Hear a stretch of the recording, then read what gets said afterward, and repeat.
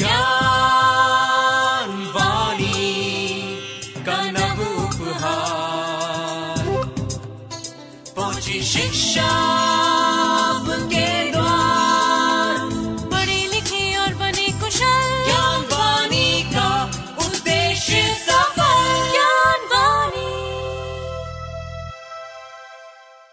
नमस्कार श्रोताओं, साप्ताहिक ज्ञान पत्रिका के एक और नवीन अंक को लेकर मैं हूं आपके साथ सविता राणा। साप्ताहिक ज्ञान पत्रिका के आज के अंक में स्टूडेंट स्पार्क सेगमेंट के अंतर्गत आप सुनेंगे इग्नू के विद्यार्थियों से बातचीत। आपका परिचय करवाएंगे इग्नू के उन विद्यार्थियों से जिन्होंने इग्नू से डिग्री लेकर हासिल की है कुछ खास उपलब्धियां, यानी वो है हमारे अद्वितीय विद्यार्थी। ओपन माइक सेगमेंट में आपको देंगे विश्वविद्यालय से जुड़ी हुई जानकारियां, तो वहीं विद्यार्थियों का मनोबल बढ़ाने के लिए होंगी कुछ मोटिवेशनल बातें। साथ ही आपको देंगे इग्नू में इन दिनों चल रही विशेष गतिविधियों की जानकारियां। करियर सेगमेंट के अंतर्गत आप जानेंगे कैसे बनाएं ट्राइबल स्टडीज में अपना करियर। क्या आप जानते हैं सेगमेंट में आप जानेंगे ज्ञान विज्ञान से जुड़ी हुई कुछ रोचक जानकारियां। तो वहीं कार्यक्रम के स्पेशल सेगमेंट में जानेंगे साहित्यकार रामविलास शर्मा के बारे में। श्रोताओं, कार्यक्रम की शुरुआत करते हैं स्टूडेंट स्पार्क सेगमेंट से। हमने इग्नू की एक छात्रा अंजू परकल्ले से बातचीत की, जो इग्नू से मास्टर्स इन लाइब्रेरी साइंस का कार्यक्रम कर रही हैं, और उन्होंने इग्नू के साथ हुए अपने अनुभव हमारे साथ कुछ यूं साझा किए। I have pursued my bachelor's and master's of library science from IGNOU Goa at a time when, due to certain family commitments, I could not go out and attend regular courses. IGNOU made it possible to continue my studies. I am a full-time working college librarian and I am grateful to IGNOU for this. IGNOU has a variety of courses which every woman should take advantage of and enroll into, because it helps when we have personal or family commitments but we still want to continue our studies. Also, IGNOU has a wide range of content which is uploaded on its website, and I personally have made use of it during my studies.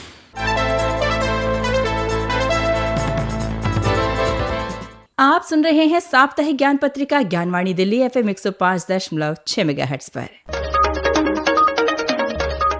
आइए अब बात करते हैं हमारे अद्वितीय विद्यार्थी segment की। इग्नू अपने छात्रों को उच्चतर और बेहतर शिक्षा प्रदान करता है, जिससे उनके करियर को मिलती है नई ऊंचाइयां। एक ऐसे ही इग्नू के छात्र हैं सुनील कुमार, जिन्होंने इग्नू से PhD किया है और अपने करियर में नई ऊंचाइयों को छुआ है। कैसा रहा उनका इग्नू के साथ अब तक का सफर, और वो क्या कहना चाहते हैं इग्नू के बारे में, आइए जानते हैं उन्हीं की जुबानी। मुझे सबसे बढ़िया बात इग्नू में ये लगी है कि हम वर्किंग होते हुए भी, I am special education teacher in directorate of education, तो उसके बावजूद भी हम यहाँ पे PhD कर पाए हैं, तो हमारे लिए बहुत बड़ी प्रिविलेज की बात है। इग्नू एक लार्जेस्ट यूनिवर्सिटी है, चाहे वो एनरोलमेंट के वे में देखें या फिर हम डिस्टेंस एजुकेशन के पर्सपेक्टिव में देखें। कंपेयर करें दूसरी यूनिवर्सिटी से, तो ये सेल्फ लर्निंग जो मटेरियल है, हम अपने वे में उसको अपने पेस पे धीरे धीरे कंप्लीट कर लेते हैं, तो उसमें कोई प्रॉब्लम नहीं आती। असाइनमेंट्स हैं, प्रोजेक्ट्स हैं, तो वो बहुत इफेक्टिव रहते हैं। ओपन यूनिवर्सिटी चाहे वो कहीं भी हैं कंट्री में, अगर हम इग्नू देखें, वो एक पेरेंट इंस्टीट्यूट है डिस्टेंस एजुकेशन का, तो यहाँ पे स्टडी मटेरियल है और उसके बाद सपोर्ट यहाँ पे बहुत मिलती है। और इसके साथ साथ जो मैं ये कहूँगा कि यहाँ पे आपको गाइडेंस जो मिलती है, चाहे आपको कोई एक असाइनमेंट करनी है या कोई प्रोजेक्ट देना है, तो वो उसके लिए आपको बार बार वो रिमाइंडर मिलते हैं, जिससे हम प्रिपेयर कर पाते हैं अपने आप को। तो मैं बड़ा सौभाग्यशाली हूँ कि मैं इस यूनिवर्सिटी से जुड़ा हूँ और अपनी PhD को मैंने कंप्लीट किया।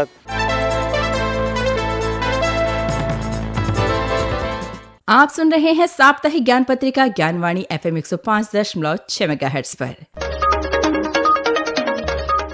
कार्यक्रम में अब बढ़ते हैं अपने अगले सेगमेंट ओपन माइक की तरफ।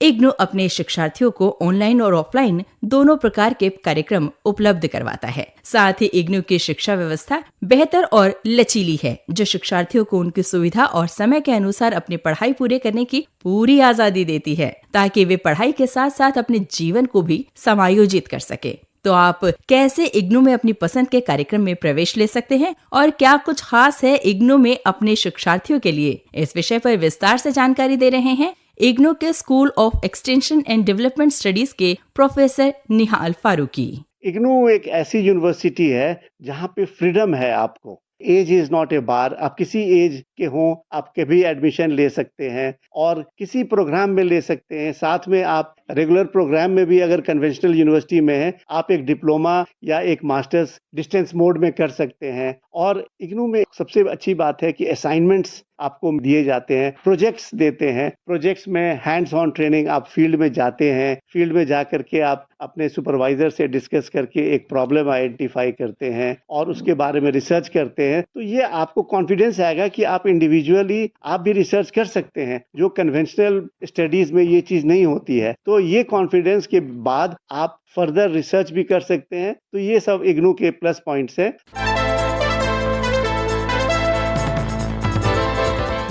आप सुन रहे हैं साप्ताहिक ज्ञान पत्रिका ज्ञानवाणी FM 105.6 मेगाहर्ट्ज पर। इंदिरा गांधी राष्ट्रीय मुक्त विश्वविद्यालय यानी इग्नू में जुलाई सत्र 2025 के लिए पंजीकरण और पुनः पंजीकरण की प्रक्रिया अब भी जारी है। अधिक जानकारी के लिए आप इग्नू की ऑफिशियल वेबसाइट पर विजिट कर सकते हैं। ऑफिशियल वेबसाइट है www.ignu.ac.in।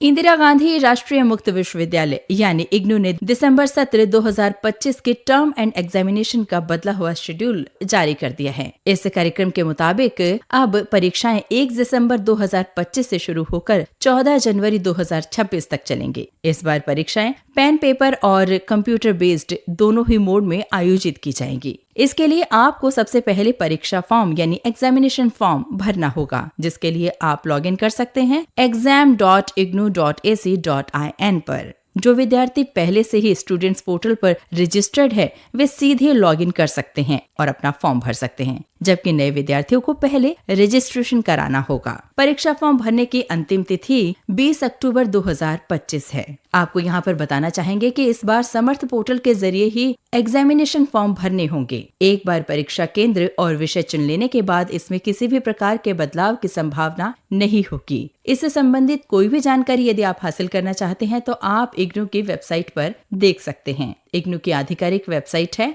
www.ignu.ac.in।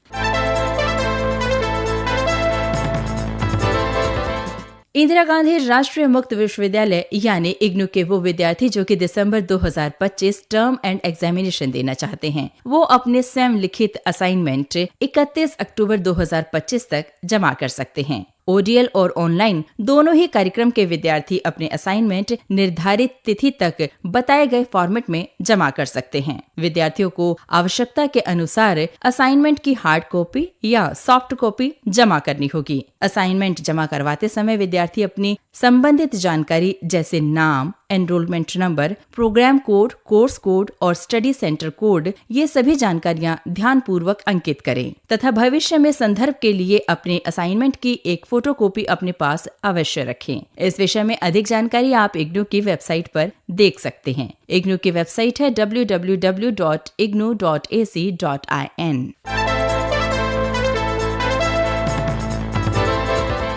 इंदिरा गांधी राष्ट्रीय मुक्त विश्वविद्यालय यानी इग्नू अपने छात्रों में रचनात्मकता, नवाचार और उद्यमिता को बढ़ावा देता है। भारत सरकार के आत्मनिर्भर भारत मिशन तथा NEP 2020 को प्रमोट करने के लिए इग्नू हर वर्ष अपने इनोवेटर्स और एंटरप्रेन्योर स्टूडेंट्स को उनकी रचनात्मकता, नवाचार और उद्यमिता के लिए बेस्ट इनोवेशन अवार्ड देता है। इस वर्ष भी इग्नू अपने स्टूडेंट से बेस्ट इनोवेशन अवार्ड 2025 के लिए आवेदन आमंत्रित करता है। छात्र अपने आवेदन से संबंधित समस्त जानकारियां बताए गए फॉर्मेट में 25 अक्टूबर 2025 तक भर के भेज सकते हैं। इस विषय में विस्तृत जानकारी के लिए आप इग्नू की वेबसाइट विजिट करें। वेबसाइट है www.ignu.ac.in।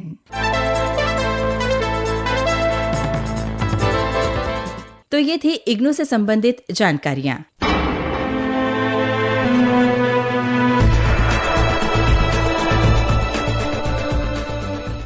क्या आप जानते हैं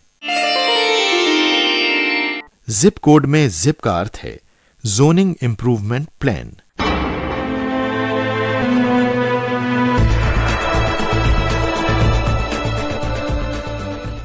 आप सुन रहे हैं साप्ताहिक ज्ञान पत्रिका ज्ञानवाणी दिल्ली FM 105.6 मेगाहर्ट्ज पर। आइए अब बढ़ते हैं कार्यक्रम में अपने अगले सेगमेंट करियर सेगमेंट की तरफ। करियर सेगमेंट में आज जानते हैं कैसे बना सकते हैं आप ट्राइबल स्टडीज में अपना सुनहरा भविष्य।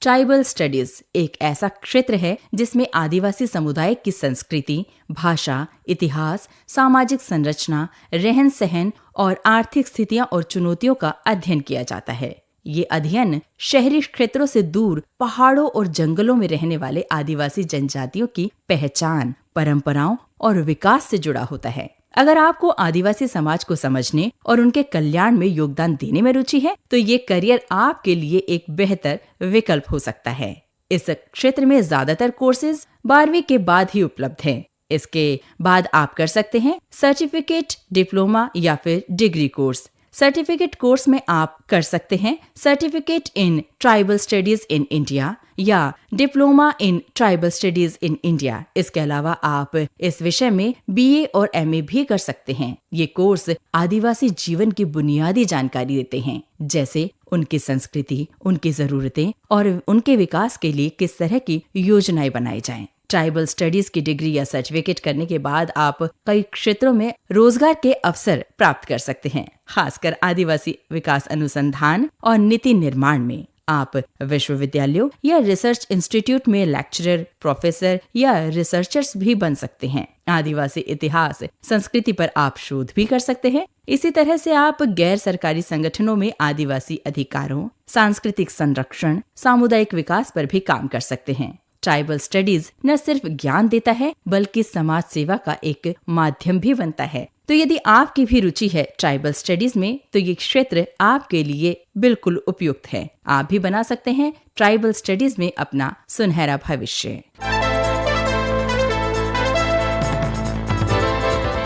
आप सुन रहे हैं साप्ताहिक ज्ञान पत्रिका ज्ञानवाणी दिल्ली FM 105.6 मेगाहर्ट्ज पर।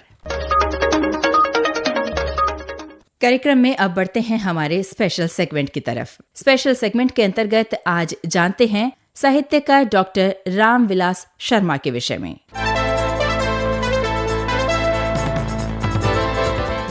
डॉक्टर रामविलास शर्मा आधुनिक हिंदी साहित्य के प्रमुख आलोचक, निबंधकार, विचारक, कवि, भाषाविद, इतिहासवेता और मार्क्सवादी चिंतक थे। उनका जन्म 10 अक्टूबर 1912 को उत्तर प्रदेश के उन्नाव जिले के ऊंच गांव सानी में एक साधारण परिवार में हुआ था।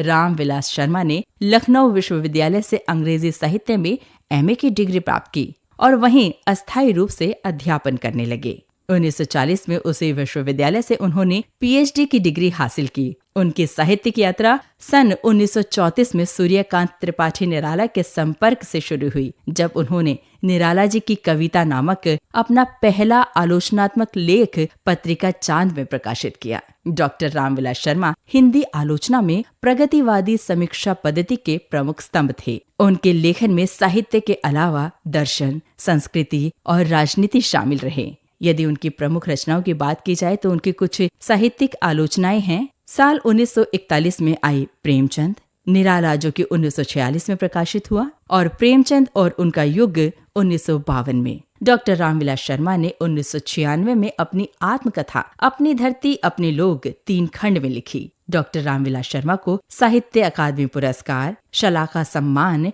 जो कि हिंदी अकादमी का प्रथम सर्वोच्च सम्मान है, जो उन्हें वर्ष 1986-87 में दिया गया। तो वहीं 1991 में उन्हें उनकी कृति भारत के प्राचीन भाषा परिवार और हिंदी के लिए व्यास सम्मान से सम्मानित किया गया।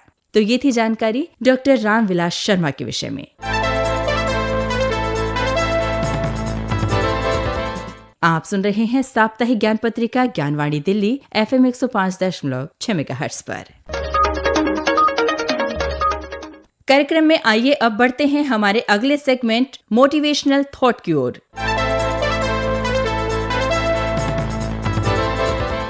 महान दार्शनिक और शिक्षाविद श्री अरबिंदो घोष का शिक्षा में शिक्षक की भूमिका के विषय में कथन है, शिक्षक की भूमिका एक मार्गदर्शक यानी गाइड के रूप में होनी चाहिए, न कि नियंत्रक के रूप में। अर्थात शिक्षक को शिक्षा में बच्चों को स्वतंत्र और स्व अनुशासन के लिए प्रोत्साहित करना चाहिए और समय समय पर उनका उचित मार्गदर्शन करना चाहिए ताकि बालक अपनी आंतरिक शक्तियों को पहचान सके। बालकों के कार्यकलापों पर नियंत्रण रखने से उनकी कार्यक्षमता क्षीण होती है। अभी आप सुन रहे थे कार्यक्रम साप्ताहिक ज्ञान पत्रिका। इस कार्यक्रम को आप तक पहुंचाने में तकनीकी सहयोग दिया PR सैमुअल ने। स्वर एवं आलेख सविता राणा का। संपादन किया सदन लाल ने और कार्यक्रम के प्रस्तुतकर्ता थे मुकेश सक्सेना। साप्ताहिक ज्ञान पत्रिका के इस अंक में आज बस इतना ही। आपसे फिर होगी मुलाकात। तब तक के लिए मुझे यानी सविता राणा को दीजिए इजाजत। नमस्कार।